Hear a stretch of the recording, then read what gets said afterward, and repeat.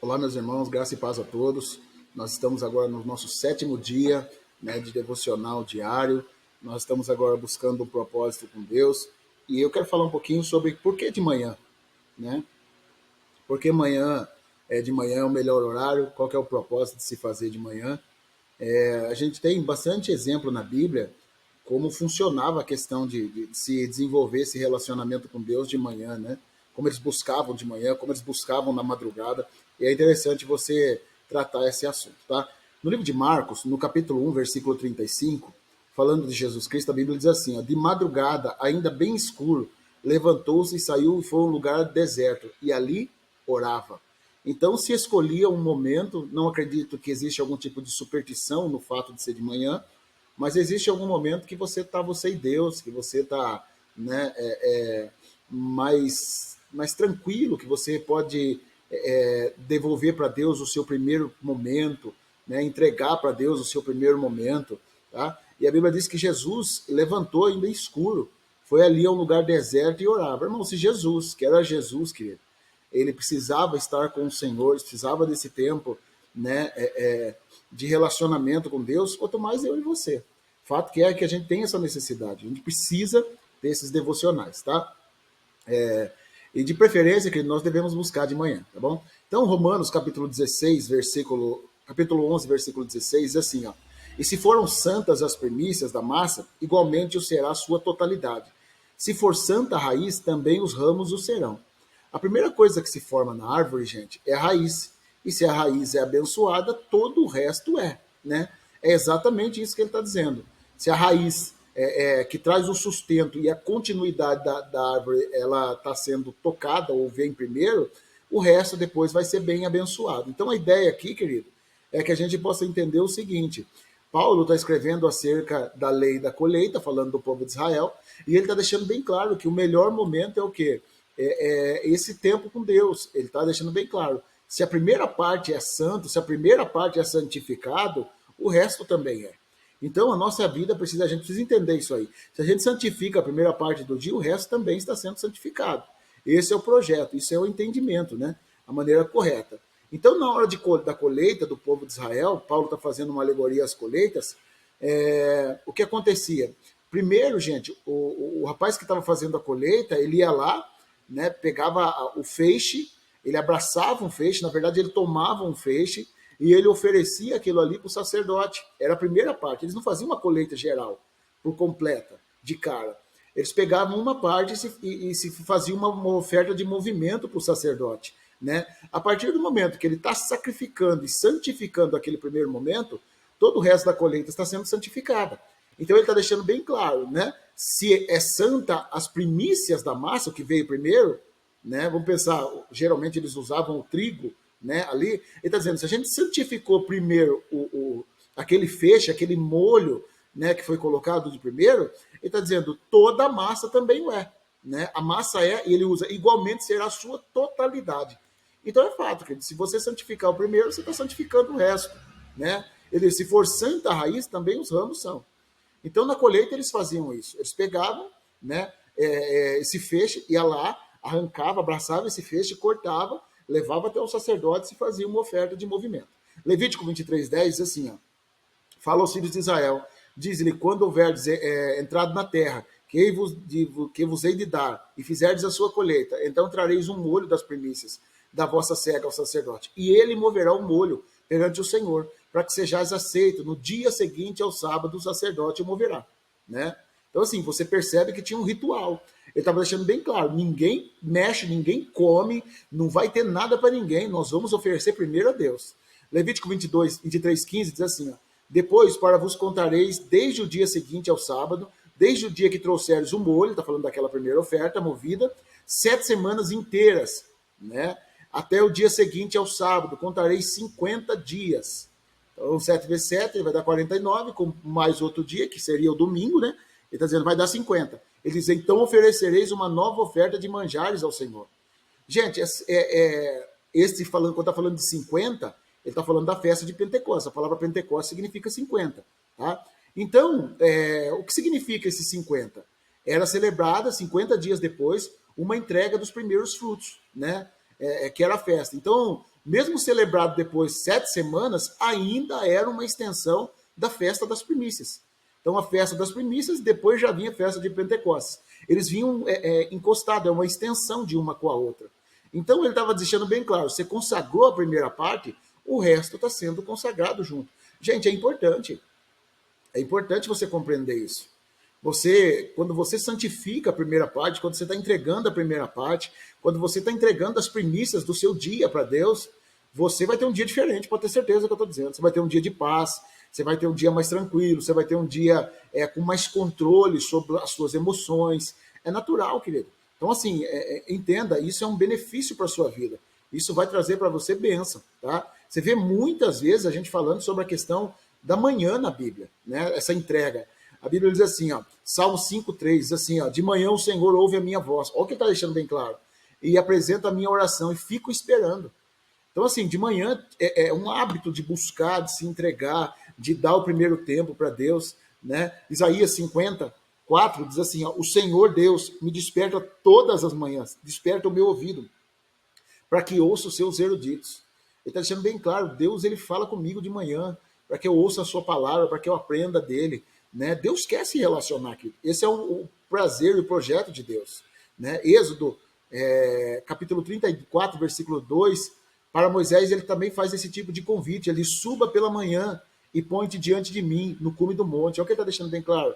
Deus está falando para Moisés, suba diante de mim, vem diante de mim, vem de manhã diante de mim no monte. Então, assim, eu não sei, gente, você tem a sua disponibilidade, mas você vê muito isso na Bíblia.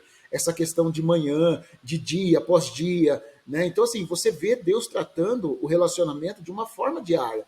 Essas coisas não são coincidência, né? Isso não é nem informação mais, porque informação, querido, é aquilo que você traz debaixo daquilo que você quer, não só despertar, mas você quer falar. Agora, quando você começa a trazer e falar, e falar, e falar, e falar, entra no terreno da ênfase. Então, existe uma ênfase sobre isso, né? Lamentações 3:22 diz assim, as misericórdias do Senhor são a causa de nós não sermos consumidos, porque as misericórdias não têm fim. Novas são a cada dia, grande é a tua fidelidade.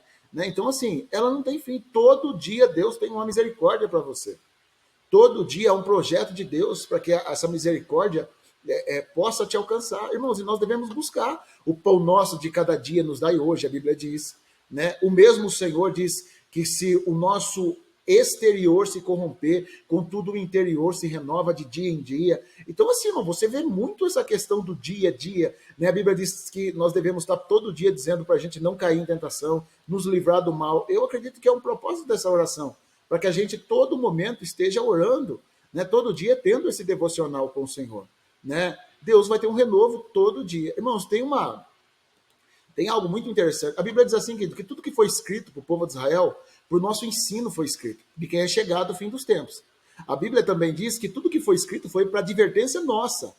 Né? Então, assim, a gente tem que entender muitas coisas. E a lei, a Bíblia diz, em Hebreus capítulo 10, que a lei ela não tem a imagem exata, ela é sombra de bens vindouros. A lei foi eu posso dizer que a lei, ela na verdade, ela mostrava aquilo que seria a realidade no Novo Testamento. Quando a Bíblia diz que ela é uma sombra, ela é uma projeção para um futuro. Então Deus queria mostrar algumas coisas através da lei para que a gente pudesse entender o Novo Testamento. E isso, querido, é uma das coisas que é muito interessante. Lá no livro de Números, capítulo 28, versículo 1, diz algo muito interessante. Eles falam sobre a questão do holocausto, né, dos sacrifícios que se faziam.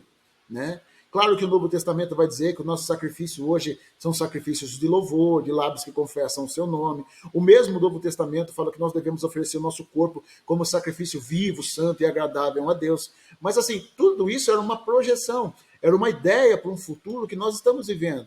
E lá fala muito sobre essa questão diária. Né? A Bíblia deixa bem claro sobre isso.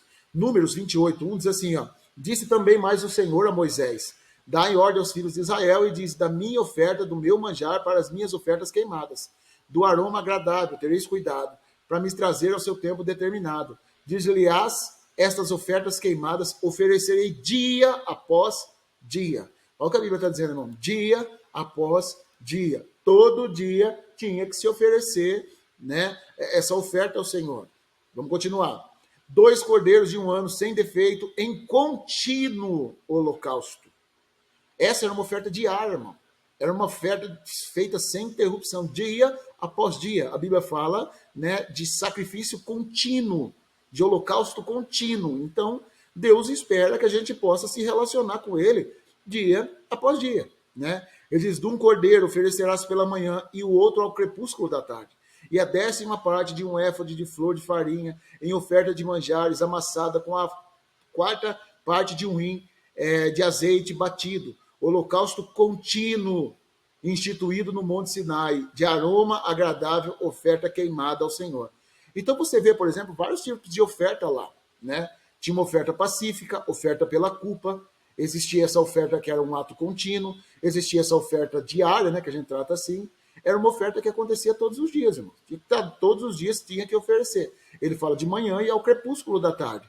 Você vê, por exemplo, muitas advertências na Bíblia falando de clamar dia e noite, né? Então, assim, é claro, irmão, que a gente tem que oferecer a primícia, mas a gente tem que estar buscando também dia e noite. A Bíblia fala isso em relação a Neemias, a Bíblia fala sobre aquela situação onde importunava-se o juiz, né? Onde aquela viúva dizia, responde, julga a minha causa, trabalha, e a Bíblia fala, Deus não fará justiça àqueles que clamam a Ele dia e noite, assim que pareça tardio para com eles. Então, assim, ele está falando de relacionamento. E existia essa questão da oferta. E era dia após dia, irmão, direto. E mais na frente, você vai ver que além da oferta diária, tinha também um sacrifício semanal, que era todo sábado. Todo sábado se oferecia um sacrifício semanal. Tinha o sacrifício mensal, que era o holocausto da lua nova, era sempre no início de cada mês. E também tinha o sacrifício anual, que era o dia da expiação, né? E também a Páscoa. Então, assim, a gente vê que sempre tinha situações onde se existia essa questão do relacionamento dia após dia. Irmão, não consigo entender as pessoas que não se relacionam com Deus. Não se relaciona. Não tem contato com Deus dia após dia. Então, assim, eu não consigo entender, por exemplo, no mundo natural, nós nos alimentamos, pelo menos, irmãos, tem gente que faz até mais, mas pelo menos 3, 4 vezes no dia no mundo natural. Agora, no mundo espiritual, a gente vive raquítico, irmão, fraco. Fraco, a gente não exercita o nosso espírito. A gente não exercita o nosso relacionamento com Deus. Vai procurar na Bíblia, querido, quantas vezes fala sobre exercitar o espírito, para que você possa entender. Então, assim, a gente trabalha o nosso corpo, a gente come, a gente alimenta, cuida, e muitas vezes nós não tratamos dessa forma a nossa alma, aqui, nosso espírito, nosso relacionamento com Deus. E eu vejo que hoje está muito defasado em relação ao nosso propósito com Deus, o nosso relacionamento com Deus. Irmão, Deus quer que você possa buscar dia após dia. Deus quer que você se relacione com Ele dia após dia. Deus tem prazer na sua vida, querido. Deus tem contato. A Bíblia fala que Deus vinha na viração do dia para falar com o ser humano, para falar com Adão. Então a gente precisa, querido, conseguir compreender melhor isso. Você precisa estar buscando melhor isso. Desenvolva isso, irmão. Coloca hábito na sua vida, coloca o desejo de viver coisas novas. Busque, fala, não, Deus, eu vou colocar como prática, como regra. Sabe, gente, o que eu acredito hoje é que as pessoas precisam é disciplina. Disciplina. As pessoas acham que todas as coisas vão se resolver no misticismo espiritual. Um anjo vai descer, Deus vai fazer um milagre na minha vida num dia, Deus vai mudar a minha história num dia. Irmão, deixa eu dizer uma coisa para você. Deus trabalha muito com progressividade. Deus é um Deus progressivo, querido. Deus é um Deus progressivo. Ele sempre faz coisas na sua vida dia após dia. E todo dia, irmão. Como a gente falou de relação a Moisés, tem uma porção. Você precisa de disciplina, querido. Você precisa aprender a cuidar da sua vida espiritual. Você precisa aprender a lidar com isso. Não dá para você viver de forma relaxada. Essas coisas você vê. É manhã após manhã. Você vê Jesus, irmãos, dia após dia, manhã após manhã. Sempre tinha esse contato. Então, assim, você precisa aprender isso aí. Desenvolva, irmão. Desenvolva. Discipline a sua vida. Deixa eu dizer uma coisa para você, querido. Se a sua vida não mudar, você disciplinando, eu paro de ser pastor, irmão. Eu paro. Se você, querido, de verdade, não mudar de vida, tomando uma disciplina, aprendendo a viver esse contato com Deus de uma forma diferente, se não mudar nada, querido, eu paro de ser pastor. Deus tem um projeto com você, irmão. Há um plano de Deus com a sua vida. Agora, querido, deixa eu dizer uma coisa. Se você negligenciar, irmão, Deus não vai fazer nada. A Bíblia diz o seguinte, o desejo de Deus é que todos os homens se salvem e cheguem ao pleno conhecimento da verdade.